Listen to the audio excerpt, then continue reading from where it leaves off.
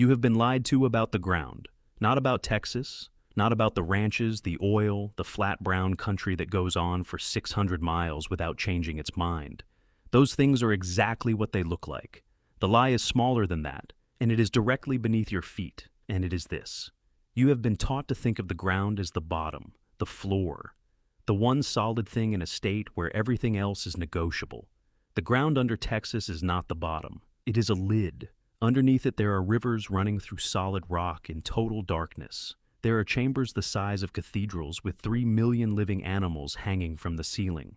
There are 14 miles of finished tunnel, wide enough to drive a truck through, flooded to the roof, and abandoned under cow pastures where the ranchers above them have no idea they exist. There are 95 graves that nobody wrote down. There are caverns hollowed out of solid salt, thousands of feet down, holding enough pressurized gas to erase the towns sitting on top of them. There is a lake in West Texas that should not exist, fed by a hole somebody drilled 70 years ago and walked away from, and the air above it can kill you. And underneath all of it, there is water. Old water.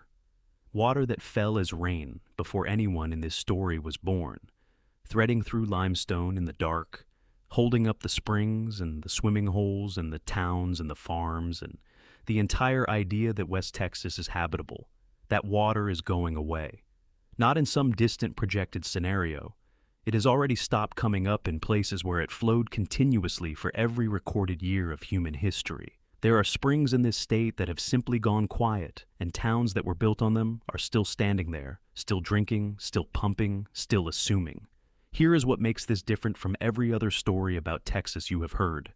Nobody is hiding this. There is no vault, no classification stamp, no agency refusing comment.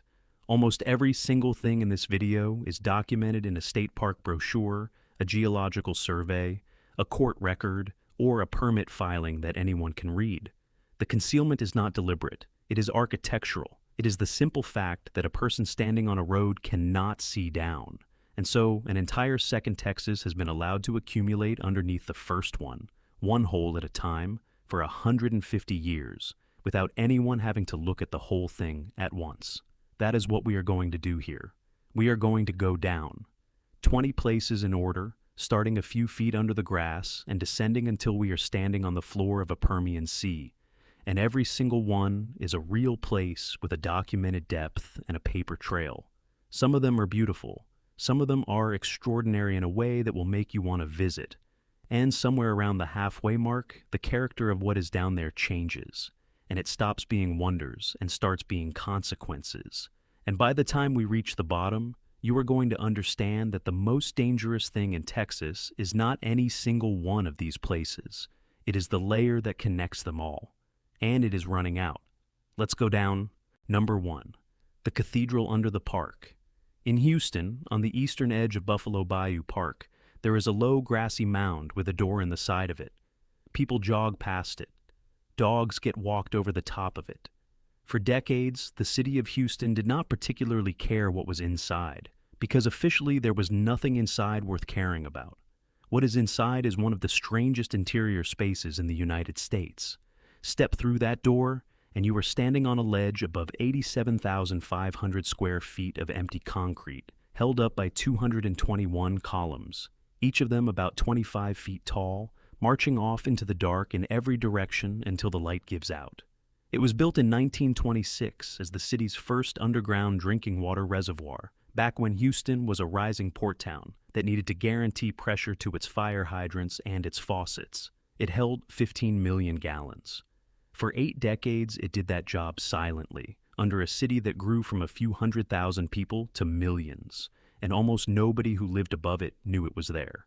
Then, in 2007, the city found a leak it could not fix. The reservoir was decommissioned, drained, and marked for demolition. It came very close to being filled in and forgotten permanently. What saved it was that somebody went down there with a flashlight and realized what Houston actually had. Because the space is not just large, it is acoustically absurd. Sound in that chamber takes about 17 seconds to die. Clap once, and the noise comes back to you in slow, overlapping waves, bouncing between 221 columns and a thin film of water left on the floor, which mirrors the ceiling so completely that the columns appear to run downward as far as they run up. Visitors describe losing their sense of which direction is down. It is a drowned Roman temple that a municipal water department built by accident in the 1920s. It reopened to the public in 2016, preserved as exactly what it is: empty, wet, enormous. You walk across a park in the fourth largest city in America. Beneath the grass is a room the size of a football field and a half that the city forgot it owned, and the only reason it still exists is that somebody found a crack in it. Number 2. The 95 moved southwest out of Houston into Fort Bend County into Sugarland, and the ground changes character entirely. This is flat coastal prairie, and before the Civil War, it was sugar and cotton country, plantation land tracing back to the colony Stephen F. Austin established in the 1820s. Sugar cane is brutal to cut. It was cut here by enslaved people. And then emancipation came, and slavery ended, and the cane still needed cutting. So Texas kept the fields, kept the labor, and changed the paperwork. Starting in the 1870s, the state leased out its prisoners, overwhelmingly black men, to planters and companies to work private land. The system was called convict leasing, and in this stretch of the Brazos, it was industrialized. Men were arrested, convicted, and rented by the state to cut cane in the exact fields where enslaved people had worked a decade earlier. Some of the men running those leases had themselves been slave owners before the war. The conditions were not a secret at the time. A legislative report on this stretch of river called it the hellhole of the Brazos. By some accounts, life expectancy inside those labor camps was shorter than it had been under slavery because a leased man was a rental, and a rental does not need to survive to be profitable. Convict leasing ran in Texas for roughly 36 years before scandal forced the legislature to end it in 1914. And then, the ground kept the rest of the story. For decades, a former prison guard named Reginald Moore told anyone in Fort Bend County who would listen that there were graves out there, unmarked, undocumented, under fields that were being sold and subdivided as Sugarland turned into one of the fastest-growing suburbs in America. He wrote letters. He testified. He was, by every account, treated as an eccentric. In 2018, a school district broke ground on a new career and technical center. A backhoe operator hit a coffin. Archaeologists stopped the construction and began excavating, and what came out of that dirt was 95 sets of human remains. 94 men and 1 woman, ranging from teenagers to men in their 70s, buried roughly between 1878 and 1911. The analysis, led by bioarchaeologist Katrina Banks Whitley, found skeletons marked by exactly what the paperwork implied: muscle attachments enlarged by relentless labor. Injuries healed badly or not at all. Bodies used up. They became known as the Sugarland 95, and in 2019, they were reinterred in marked graves at the site where they were found. Reginald Moore, who had spent his life insisting they were there, died the following year at 60. 6 feet down, under a suburb with excellent schools and a low crime rate, was the physical evidence for a system Texas spent a century declining to discuss. It was not sealed. It was not classified. It was just below the grass, and no one dug until a machine hit it by accident. Number 3, the ceiling that is still falling. 23 miles west of Austin, a short trail drops into a canyon and delivers one of the most photographed scenes in Texas: a jade-green pool, a 50-foot waterfall spilling over a stone lip, ferns hanging in curtains from an enormous curved overhang that wraps 3/4 of the way around the water. Everyone calls it Hamilton Pool. Almost nobody understands what they are looking at. That overhang is not a cliff, it is a ceiling. For more than 100,000 years, Hamilton Creek ran underground here, dissolving a channel through soft limestone, hollowing out a tube in the rock that carried water toward the Pedernales River. Then the roof of that tube failed and dropped into the void beneath it. What you are standing in when you stand at Hamilton Pool is the inside of a collapsed cave, open to the sky, with the creek now pouring over the broken edge of what used to be the roof. Look up, and the evidence is hanging over your head. Stalactites, travertine curtains, mineral formations that can only grow in the dark, drip by drip, over centuries, which means they formed before the ceiling came down and are now sitting in full daylight, out of place, like furniture from a house that lost its walls. The land was bought in the 1880s by a German immigrant family who ran sheep and cattle, and local legend credits their 8-year-old son with finding the grotto. By the 1980s, the crowds were destroying it, so in 1985, Travis County bought roughly 232 acres and locked it down. Today, you cannot simply show up. You reserve a slot, sometimes months out, and on many days, swimming is banned entirely. The canyon shelters the endangered golden-cheeked warbler, which nests essentially nowhere on Earth except central Texas. But the swimming bans are not always about the bird, or the bacteria, or the crowds. Sometimes they are about the ceiling. Rangers monitor that overhang for rockfall, and the trail beneath it has been closed on geological advice more than once, because the collapse that made this place is not a finished historical event. It is a process that started before humans existed in North America and has never stopped. The rock above the swimmers is the unsupported remnant of a cave roof that already failed once. You drive out to see a beautiful pool. What you are actually doing is standing inside a slow-motion structural failure, looking up at the part that has not gone yet. Number 4. The well that drinks divers. Near Wimberley, in the bed of Cypress Creek, there is a circle of blue water about 12 feet across, ringed with limestone and cypress roots. From the trail, it looks like the friendliest thing in the hill country. Generations of kids have jumped into it on summer afternoons. It is not a swimming hole. It is the mouth of a vertical cave system, and it has killed people who were far better prepared than you. Jacob's Well is an artesian spring, which means the water arriving at that opening is under pressure, having traveled miles underground through the Trinity Aquifer before being pushed up to the surface at a constant 68 degrees. A measurement taken in 1924 clocked it discharging around 170 gallons every second, jetting several feet into the air above the creek bed. Below that opening, the well drops straight down about 30 feet into a chamber. Then it bends, then it keeps going. Divers have mapped it to roughly 137 feet deep, with more than 4,000 feet of passage running back into the rock, making it one of the longest fully submerged caves in the state. And the depth is not what kills people. The geometry is. The passages, narrow to restrictions as tight as 15 inches. There is no straight vertical exit. False leads branch off into dead ends. The floors are covered in fine silt that has been settling in still water for centuries, and a single careless fin kick turns crystal clear water into total blackout in about 2 seconds. In blackout, in a tunnel too narrow to turn around in, with a false passage on your left and the real one on your right, a diver has to solve a maze by touch on a finite air supply. 9 divers are known to have died attempting it, 8 men and 1 woman between 1964 and 1984. Several were experienced. Some were found wedged in restrictions. One recovery operation for 2 bodies took multiple attempts across months. But here's the part I want you to hold on to, because we are going to come back to it at the very bottom of this video. The spring that gushed 170 gallons a second in 1924, that flowed continuously through every drought in recorded Texas history, has stopped, not slowed. Stopped completely in 2000, and again in 2008, in 2011, in 2013, and in 2022, as utilities pumped the Trinity Aquifer to supply the subdivisions filling the hill country. Hays County bought the land through a parks bond in 2007 and created an 81-acre natural area. They cap swimming. They close it when the flow drops. They can protect the hole.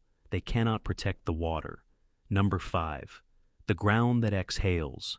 North of Rock Springs, in the ranch country of Edwards County, the land is flat brush and caliche to the horizon. There is nothing to warn you. Then the ground opens into a funnel about 40 feet by 60 at the mouth and drops. The Devil's Sinkhole plunges roughly 140 feet in open air before the shaft breaks through the roof of a chamber. That chamber is more than 320 feet across and bottoms out around 350 feet below the surface, making it the largest single-chamber cave in Texas and one of the deepest holes in the state. It formed the slow way. Groundwater worked at the Cretaceous limestone of the Edwards Plateau for millions of years, dissolving out a void until the rock overhead could no longer hold its own weight and the roof surrendered to the sky. But the reason people gather at the rim on summer evenings has nothing to do with geology. From May through October, roughly 3 million Mexican free-tailed bats roost in that chamber. That number is not a guess. Biologists estimated it by measuring guano accumulation on the cavern floor and back calculating from documented roost densities of 200 to 300 bats per square foot of ceiling. At dusk, they come out, not in a stream. In a rotating column, a counterclockwise tornado of wings boiling up out of a hole in an empty pasture, and it can take 20 to 30 minutes for the chamber to empty. Then they fan out across the hill country and eat their way through tons of insects in a single night, including moths that would otherwise be laying eggs in cotton and corn across half of Texas. And as the bats pour out, thousands of cave swallows pour back in, streaming down past them into the shaft to roost for the night. The two species trade places at the rim, twice a day, every day of the season. The swallows hold the cave through the dark. The bats take it back at dawn.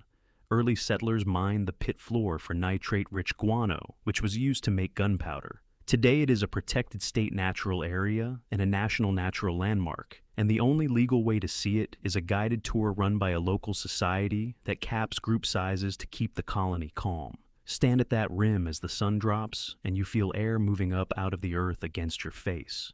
You hear a low, continuous roar that is not wind. You catch the ammonia sharpness of the abyss. The emptiest-looking pasture in Texas is breathing. Number 6. The 20 million.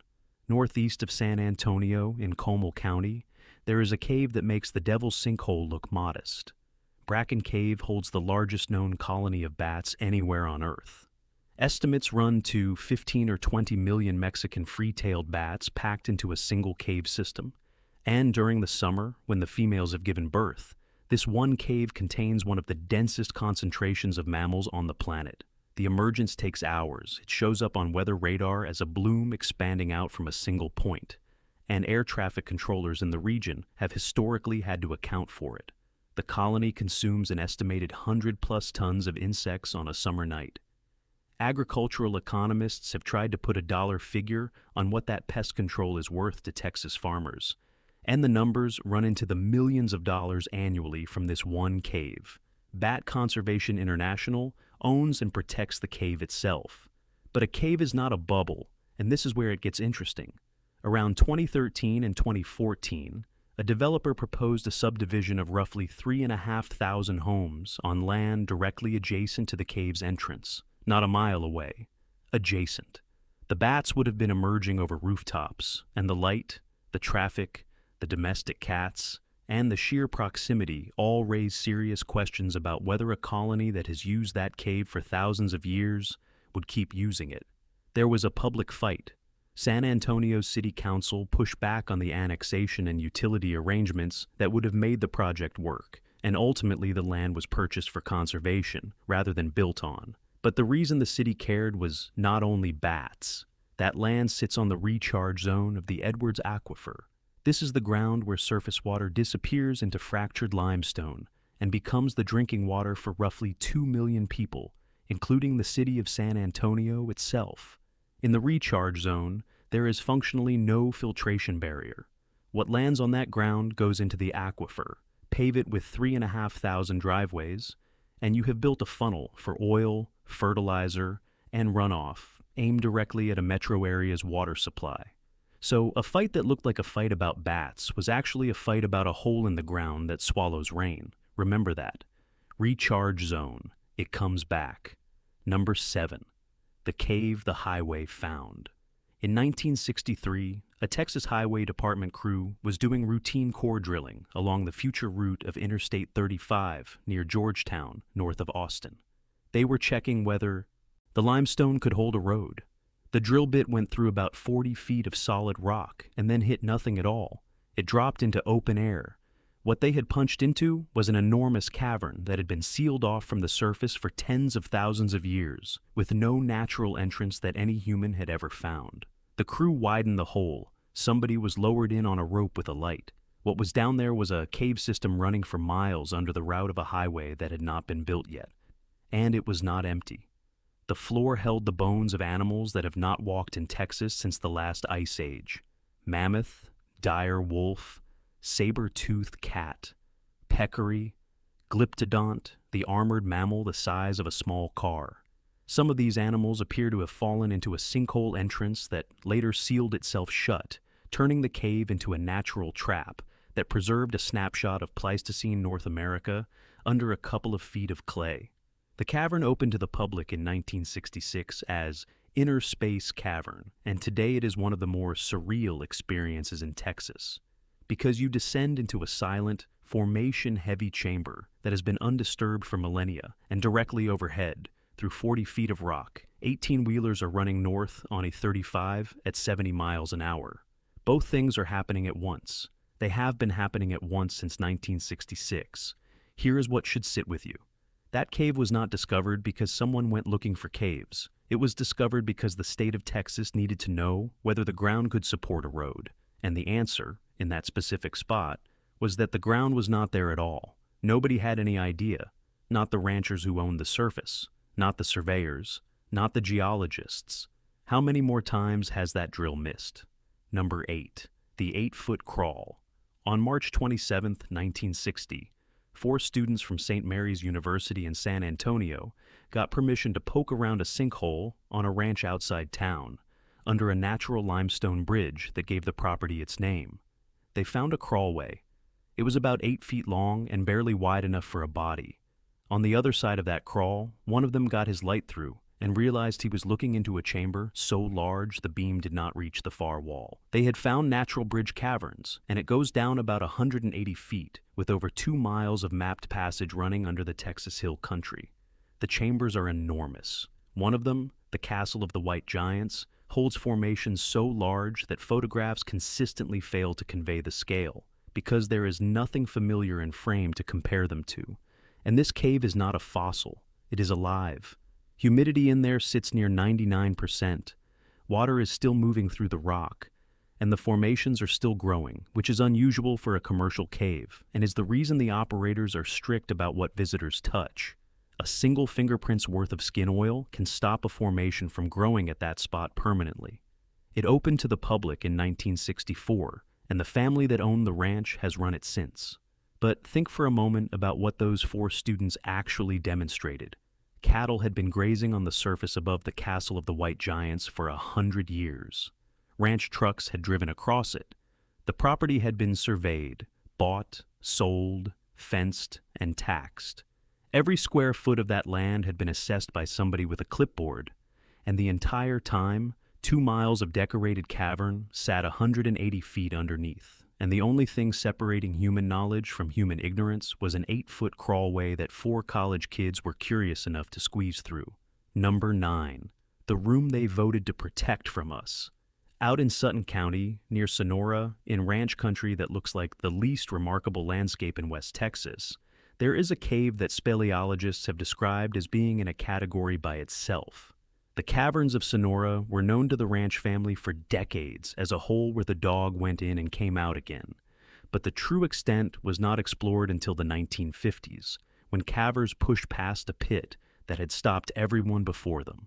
What they found on the other side has been called, by people who have seen essentially every major cave on the continent, the most beautiful cave in the world. The reason is helictites. Most caves are decorated by gravity. Water drips down, minerals accumulate, and you get stalactites hanging and stalagmites rising, all of them obeying the same vertical rule. Sonora does not obey it. This cave is filled with formations that grow sideways, upward, in spirals, in coils, in threads that curl back on themselves, driven by capillary action in water, so slow it defies the pull of the planet. Whole walls of the cave look like coral. Some passages look like frost that decided to grow horizontally for 10,000 years. The most famous single formation was a helictite shaped like a butterfly. 2 delicate calcite wings joined at a center, unique in the world and effectively unphotographable in a way that did it justice. In 2006, a visitor on a tour broke one of the wings off and took it. It was never recovered. The cave still runs tours. The butterfly is still there, one-winged, and it will be one-winged for the rest of the time this cave exists, because it took approximately 100,000 years to make, and there is no process that repairs it. The cave is about 155 feet deep at its developed levels, with more than 7 miles mapped, and it sits under a working ranch, a couple of hours from anywhere. The most beautiful room in North America is in a county with fewer people than a mid-sized apartment complex. It survived 100,000 years underground and lost part of itself within 50 years of humans learning it was there. Number 10. The impossible water. We are 10 places down, so let me put a marker in the ground here, because the second half of this video is not like the first. Everything so far has been Texas hiding something remarkable. Caves, chambers, forgotten reservoirs, animals in the dark. From here on, the things underneath Texas were put there, and most of them were put there on purpose, and the people who put them there are still above ground.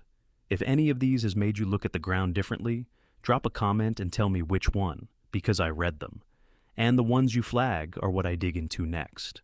And subscribe, because the second half of this list is where it stops being wonder. Here is the last beautiful thing. Drive west past Fort Stockton into some of the driest country in North America. Under 15 inches of rain a year.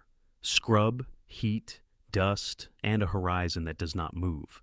Then you reach the little town of Toya Valley, and the ground opens into a pool of water so clear you can watch fish 30 feet down.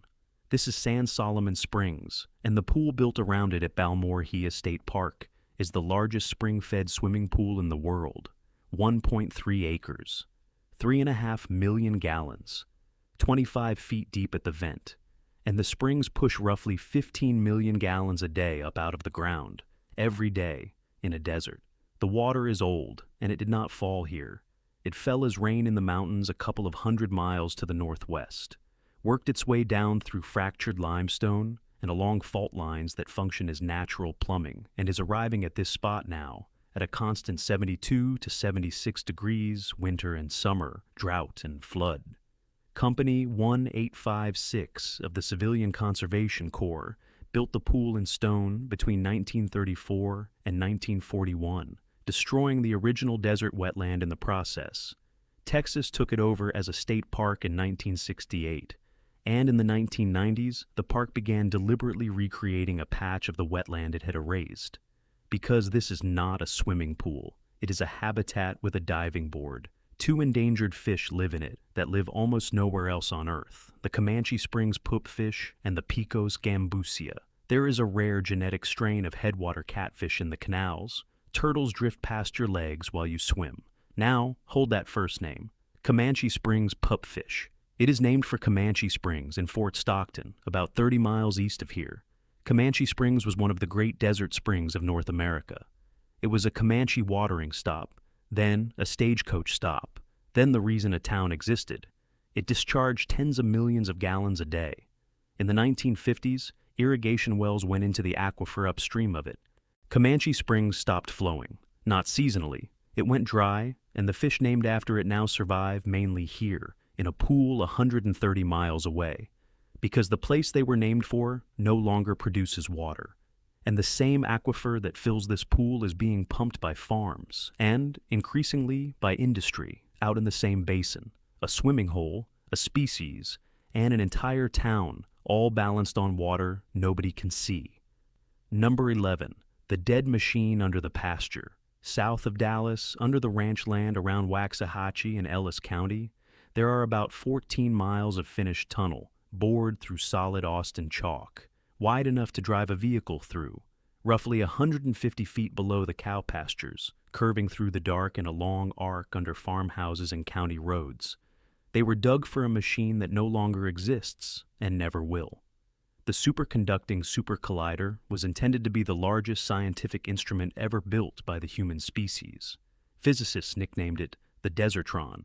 The design was a ring 54 miles in circumference, lined with thousands of superconducting magnets chilled to near absolute zero, accelerating protons to nearly the speed of light and colliding them at 40 trillion electron volts, roughly 3 times the energy of anything that has been achieved since. In 1988, Texas beat out dozens of states for it. Crews sank 17 access shafts. They boarded a campus of buildings across more than 16,000 acres. They bored roughly 14 miles of the ring. Then, in October 1993, with about $2 billion already spent and the projected cost climbing past $8 billion, Congress killed it. Not paused, canceled. The magnets that had already been manufactured had no machine to sit in. Here is the part that is hard to accept. Nobody sealed it properly. The surface campus was sold off, eventually bought by a chemical company that used the buildings to make oil field products. The tunnels themselves were not pumped dry and capped as some tidy monument to ambition. They were allowed to fill with groundwater, partly because the water helps hold the shape of the bore against the pressure of the rock. So, today 14 miles of the largest science project America ever attempted sit flooded to the ceiling under Texas pasture. Farmers run cattle over it. The ring exists mainly as a line on old survey maps, arcing under properties whose owners have no reason to know. Years later, Europe finished a smaller machine, the Large Hadron Collider, and used it to find the Higgs boson, the exact physics the Desertron was built to do first. The most expensive hole in the history of American science is a drowned circle under a cow pasture in Ellis County, and there is no sign on the road. Number 12. The town that watched a hole open. On the 7th of May, 2008, in the small town of Daisetta in Liberty County, northeast of Houston, the ground began to move. It started as a depression near an oil field waste facility. Within hours, it was a hole. Residents watched vehicles, storage tanks, and telephone poles tip inward and go down. By the end of the day, the sinkhole was several hundred feet across and roughly 150 to 260 feet deep, filled with a churning slurry of brine, oil, and collapsed earth, and the surface of it was moving, releasing gas. Daisetta sits on a salt dome. Salt domes are one of the defining structures of the Gulf Coast, and they are exactly what they sound like. Columns of rock salt, thousands of feet tall, which slowly rose through overlying sediment over millions of years because salt is less dense than rock and behaves, over geological time, like a very slow liquid. The rising salt bends the layers above it, and those bends trap oil and gas, which is why the Texas coastal plain was drilled so aggressively so early. And salt has a property that makes it dangerous under human hands. It dissolves in water. Around and above the whole salt dome under Daisetta, there had been more than a century of oil production, brine extraction, and waste disposal. The specific trigger for 2008 has been debated, but the mechanism is not mysterious. Something introduced enough water to the wrong part of the salt. The salt dissolved, a void formed, and eventually the roof of that void could no longer support the town on top of it. Then, in April 2023, after 15 quiet years, the Daisetta sinkhole started. Growing again, it expanded. It took more ground. Residents who had been assured it was stable watched the edge of it move toward property lines again. And the state's response was a new round of monitoring. You can see it on satellite imagery right now. A dark oval on the edge of a Texas town, sitting on top of a salt column that is still down there, still soluble, and still surrounded by a century of holes that people drilled into it. Number 13, the county that is sinking. Far west, in Winkler County, in the heart of the Permian Basin, there is a settlement called Wink. It is best known as the town where Roy Orbison grew up. It is also the site of the most quietly alarming ground failure in Texas. On June 3, 1980, without warning, the ground north of town collapsed into a hole roughly 360 feet across and over 100 feet deep. It was near the site of a well drilled in the 1920s during the original Permian boom. It became known as Wink Sink No. 1. 22 years later, in 2002, it happened again, about a mile away. Wink Sink No. 2 opened up and grew to roughly 900 feet across, and unlike the first one, it did not stop. It kept expanding. It swallowed roads. It threatened a pipeline corridor and a water line. The mechanism is the same as Daisetta. Beneath the Permian Basin lies a formation of thick salt. A century ago, wells were drilled through that salt to reach oil beneath it, and many of those wells were cased and abandoned to standards that would not be accepted today. Water gets into the salt through those old holes. The salt goes into solution. a cavity forms. The roof eventually fails. Now, here's the part that turns a local curiosity into something much larger. In 2016, researchers at Southern Methodist University published a satellite radar study of the region, using interferometry to measure ground movement down to the centimeter across thousands of square miles of West Texas oil country. They were not just looking at the two visible sinkholes. What the data showed was that large areas of the surface between and around those sinkholes are also moving, subsiding in some places, uplifting in others, in patterns that correlate with decades of extraction and injection. The instability was not confined to two holes. It was regional. There are highways across that ground, pipelines, rail, towns. The two wink sinks are not anomalies in an otherwise solid landscape. They are the two places where a much broader instability happened to reach the surface first, in a basin that has been drilled more than almost any other piece of ground on Earth. Number 14. The poison the boom left. Out near Big Bend, the ghost town of Terlingua has become a destination. There is a famous chili cook-off. There is a porch where people drink beer and watch the sun go down over the Chisos Mountains. The whole thing reads as charming desert eccentricity. Underneath it is a mining district that was never cleaned up. Prospectors found cinnabar here in the mid-1880s. Cinnabar is a blood-red ore, and what you refine out of it is mercury, the liquid metal they called quicksilver. In 1903, a businessman named Howard E. Perry founded the Chisos Mining Company on a bank loan and built Terlingua into a company town, with a store, a doctor, a hotel, and a separate village of adobe houses for the mostly Mexican laborers who did the actual work. The extraction method matters here. Ore was blasted out of shafts that went hundreds of feet into the rock. Then it was roasted in furnaces until the rock gave up its mercury as vapor. That vapor was condensed back into liquid metal and poured into iron flasks weighing about 76 pounds each. Through the 1930s, this remote corner of the Chihuahuan Desert produced most of the quicksilver mined in the United States. Nearly 150,000 flasks, mercury for detonators, for explosives, for electrical equipment, shipped out through 2 world wars. Mercury vapor is a nerve poison. Critics of the era called the operation dangerous and poorly ventilated. Perry paid his workers through his own company store, which kept families in debt and tied to the mine. When the rich ore ran out and prices collapsed, Perry went bankrupt in 1942. Another operator scraped the last of it. By the late 1940s, every mine had closed and the town emptied out almost overnight. The people left. The mercury did not. It is still in the tailings piles. It is still in the old furnace and retort sites. There are brick stacks out there with beads of metallic mercury physically trapped in the masonry. It moves into the soil and the creek beds, and it does not degrade because it is an element. There are cemeteries within sight of the furnaces. The postcard says charming ghost town. What actually happened is that an industry consumed a workforce and a landscape to extract the metal inside a thermometer, walked away the moment the price dropped, and left the poison in the ground, where it remains permanently, with no expiration date and no one to bill. Number 15. The cavern that caught fire. Now we go deeper than any natural cave in this video, into a kind of space that exists only because we made it.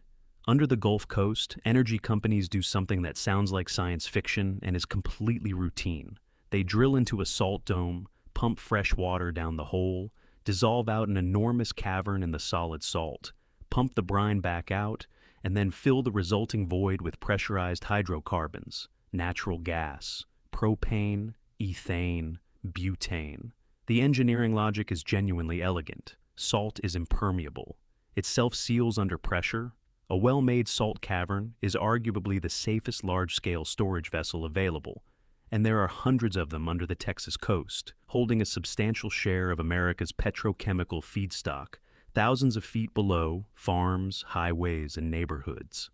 On August 19, 2004, one of them failed. At Moss Bluff in Liberty County, a natural gas storage cavern experienced a failure at the wellhead and released its contents. The gas ignited. What followed was not a fire in the ordinary sense. It was a column of flame fed directly by a pressurized underground reservoir, burning at a rate no fire department on Earth can address. because the fuel supply was measured in billions of cubic feet, and there was no valve left to close. The response was to evacuate the area and let it burn until the cavern emptied itself. It burned for roughly 6 days. The flame was visible for miles. A second explosion occurred during the event. It is a small mercy of geography that Moss Bluff is rural. Nobody was killed. But sit with the shape of it. A void that human beings dissolved out of a salt column, filled with pressurized fuel, developed a leak at the surface, and the only available strategy was to stand back for the better part of a week and watch the ground burn until it ran out. And there are hundreds of these caverns under the Texas coast. Most of them work exactly as designed, for decades, quietly, which is precisely why almost nobody who lives above one knows it is there. Number 16. The town they bought and removed. 25 miles east of Houston sits Mont Belvieu, on top of the Barbers Hill Salt Dome, and this is the largest concentration of that storage technology anywhere in the world. Mont Belvieu is the hub of the North American natural gas liquids market. The pricing benchmark for propane and ethane in this hemisphere is named after this town. Beneath it and around it is a honeycomb of hundreds of caverns, some of them thousands of feet down, some of them large enough to hold a skyscraper, collectively storing an enormous fraction of the feedstock that the American plastics and chemical industry runs on. The town on top of it used to be bigger. Starting in the late 1970s and through the 1980s, residents reported gas seeping into their homes. In November 1980, a leak from an underground pipeline caused an explosion and forced evacuations. People described gas coming up through the ground into yards and structures. There were injuries, there was litigation, and then the companies did something remarkable. They bought the town. Through the 1980s, in a series of settlements and purchase programs, operators acquired hundreds of residential properties in the affected areas. Homes were moved off their lots or demolished. Streets that had been neighborhoods became buffer zones. The population of the affected area was functionally relocated, and the land above the storage field was converted from residential to industrial. Mont Belvieu still exists as a city. It has a school district and a tax base most Texas towns would envy, because the infrastructure underneath it is worth an extraordinary amount of money. But large portions of what used to be residential Mont Belvieu are now empty grass, with pipeline markers in it. This is one of the only places in America where the underground won an argument with a town, and the resolution was not to remove the hazard, it was to remove the people. Number 17. The lake that should not be there. In Pecos County, in far west Texas, roughly 100 miles from anything, there is a lake. It has water birds. It has a shoreline. From an aircraft, it looks like a natural playa lake, 60 acres of open water in a desert basin that receives around a foot of rain in a good year. It is not natural. It is a wound. Sometime in the mid-20th century, a well was drilled at that spot. Accounts differ on exactly what it was intended to do, and that ambiguity is itself central to the story. What is not in dispute is what it does now. It flows continuously, under artesian pressure from a deep formation, pushing salty mineral-loaded water up out of the ground 24 hours a day, and it has been doing so, unattended, for decades. The water pooled. The pool became a lake. The lake became a permanent feature that shows up on satellite maps, and the air above it is not safe. The discharge carries hydrogen sulfide. Hydrogen sulfide smells like rotten eggs at low concentrations, and at higher concentrations, it stops smelling like anything at all because it destroys your ability to detect it, and then it kills you. Monitoring at that lake and at similar sites in the basin has recorded readings well above the level at which occupational exposure limits apply. Ranchers in the area have reported dead livestock and dead wildlife around similar leaking wells. The reason nothing has been fixed is a jurisdictional argument. If the well is classified as an oil and gas well, one state agency is responsible. If it is classified as a water well, a different one is. If it was drilled before modern record-keeping and the operator is dissolved, then there is no private party to compel. Texas has an orphan well program, and it has plugged thousands of wells, but the state's inventory of unplugged and abandoned wells runs well into the tens of thousands, with estimates of undocumented wells drilled before regulation existed running higher still. Across West Texas, there are now multiple documented cases of old wells beginning to flow on their own, some of them blowing out under pressure, in a basin where decades of injection have raised subsurface pressure into formations that were previously stable. The lake in Pecos County is what an abandoned hole looks like after 50 years of nobody being responsible for it. Number 18. The earthquakes we ordered. West Texas did not used to shake. The Permian Basin was, geologically speaking, quiet. Faults existed down there, as they do nearly everywhere. But they were old, locked, and had not moved meaningfully in a very long time. Starting in the 2000s, the region began producing earthquakes at a rate that got the attention of seismologists worldwide, and then it produced one that got everyone's attention. In November 2022, near Mentone in Reeves County, a magnitude 5.4 earthquake struck. It was among the largest recorded in Texas history. It was felt in El Paso. It was felt in New Mexico. The mechanism is now well established in the scientific literature, and it is not fracking exactly, it is disposal. Modern oil production in the Permian brings up enormous volumes of water, along with the hydrocarbons. Multiple barrels of salty produced water for every barrel of oil. That water is toxic, useless, and must go somewhere, so it is injected back underground through disposal wells, often thousands of feet down, sometimes into deep formations near basement rock. Push enough fluid into a fault at sufficient pressure, and you reduce the friction holding it shut. The fault does what faults do when friction drops. It slips. Texas built a monitoring network, TexNet, to track it. The Railroad Commission established seismic response areas where it has suspended or restricted deep disposal permits after quake clusters, including around Midland and Odessa and in the Gardendale area. Operators have shifted volumes to shallower formations, which relieves pressure on basement faults and creates a separate set of questions about where that water goes instead. So, here is the state of the ground in West Texas. We drilled it for a century and left tens of thousands of holes in it. We dissolved parts of it and it collapsed. We are now pumping billions of barrels of poisoned water back into it under pressure, and the ground has started moving in response, in a region where the surface is covered in aging pipelines and old wellheads that were never engineered with seismic loads in mind.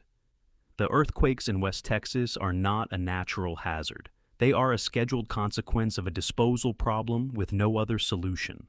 Number 19. The thing we are putting in. Every hole in this video so far was made to take something out. Water, mercury, oil, gas, knowledge, salt. In Andrews County, on the New Mexico line, there is a facility built to put something in. It is a disposal site for radioactive waste. Low-level waste from reactors, hospitals, and research facilities across a large portion of the country arrives here to be buried in the engineered concrete cells in the West Texas ground. Federal law made states responsible for finding somewhere to put this material. Most states have spent decades failing to do so. Texas did not fail. Texas has a site, and its permits have expanded over time. The licensing was contested from the beginning. When the state environmental agency was reviewing the original application, members of its own technical staff raised objections about groundwater. Several staff members ultimately resigned over how the license was handled, publicly stating that the science did not support approving the site as designed. The company and the agency maintained that the geology, hundreds of feet of dense red bed clay, isolates the waste from the water, because the water is the entire question.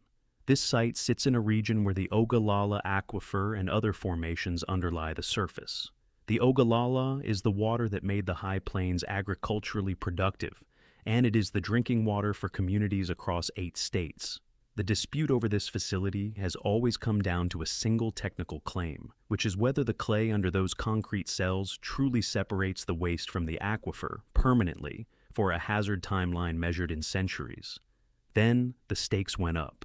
The company also sought and received a federal license to store something considerably hotter, spent nuclear fuel from commercial reactors, held in casks at the surface on an interim basis. While the country continues to not build the permanent repository it has been planning since the 1980s. Texas objected. The state sued. And in 2025, the Supreme Court ruled against Texas's challenge on procedural grounds, leaving the federal licensing authority intact. Interim is doing a lot of work in that sentence. There is no permanent repository. There is no date for one. Interim storage in the American nuclear system has a long history of becoming indefinite storage. So, the emptiest-looking county in West Texas may end up holding a meaningful share of the nation's spent reactor fuel above the water that irrigates the high plains, because it was quiet enough and empty enough, and nobody with enough political weight lives close enough to object. Number 20. The floor that is going away. We have been descending for the whole of this video, and the last stop is not the deepest hole. It is the layer that every single thing we have looked at is sitting in. Texas floats on aquifers, not one, a stack of them. The Edwards, a limestone aquifer so fractured and cavernous that water moves through it at the speed of a river rather than seeping like it does in sand, supplying roughly 2 million people, including San Antonio. The Trinity, underlying the hill country, supplying the fastest-growing exurbs in America. The Ogallala, the vast high plains aquifer, which underlies parts of 8 states and turned the semi-arid plains into one of the most productive agricultural regions on Earth. And here is the thing about that water that changes how you should think about every place we have visited. Most of it is not being replenished at anything close to the rate we take it. Portions of the Ogallala hold water that entered the ground thousands of years ago under a wetter climate that no longer exists. In large parts of the Texas Panhandle and West Texas, the saturated thickness of that aquifer has dropped by more than 100 feet since irrigation began. There are counties where wells that ran for generations no longer produce enough to justify the pump, and where farmland has quietly reverted from irrigated crops to dry land grazing because the water underneath it is gone. Not low, gone. On any human timescale, permanently. Now, stack the video back up. The Sugarland 95 are buried in ground where the water table sits close beneath them. Hamilton Pool exists because water carved and then dropped a limestone ceiling. Jacob's Well has stopped flowing 5 separate times in 22 years, after flowing continuously through every drought since before Texas was a state, because subdivisions in the hill country are drawing on the Trinity faster than the Trinity refills. The Bracken Cave fight was a fight over the recharge zone. Balmerhia's pool exists on water that fell in mountains 200 miles away, and the pupfish swimming in it are named for a spring in Fort Stockton that irrigation pumping killed in the 1950s. The super collider tunnels are flooded because groundwater came in and nobody could keep it out. The Wink sinks and the Daisetta sinkhole happened because water reached salt that was never supposed to get wet. The mercury at Terlingua is leaching into creek beds. The disposal wells in the Permian are injecting billions of barrels of contaminated water into the ground under pressure. And in Andrews County, the entire argument is about whether a layer of clay will keep radioactive material out of the Ogallala for the next several hundred years. Every single item on this list is a story about water in rock. That is what is actually under Texas, not caves, not tunnels, not caverns. A 3-dimensional plumbing system, thousands of feet thick, hundreds of thousands of square miles wide, that we cannot see, cannot easily map, cannot repair, and are drawing down, poisoning, dissolving, pressurizing, and building on top of, simultaneously in a state whose population is projected to keep climbing for decades. There is no fence around this one. There is no facility, no guard post, no agency you can name that is responsible for it. There are thousands of separate wells owned by thousands of separate people, each one legally drawing water that belongs to whoever pumps it first, under a doctrine Texas courts have upheld for over a century. That is the secret the ground keeps. Not that there is something buried under Texas. There are 1,000 things buried under Texas, and we found 20 of them today. The secret is that the ground was never the floor. It is a lid on a system that everything above it depends on, that almost nobody above it thinks about. And that is quietly, measurably running out. The emptiest looking land in America is not empty. It never was. It is just the part we agreed not to look at. Tell me in the comments which one of these you had never heard of, because I guarantee at least one of them is under somewhere you have driven. If this changed how you look at the ground, share it with somebody who lives out there, and subscribe, because next time I am taking you somewhere just as hidden and considerably harder to explain.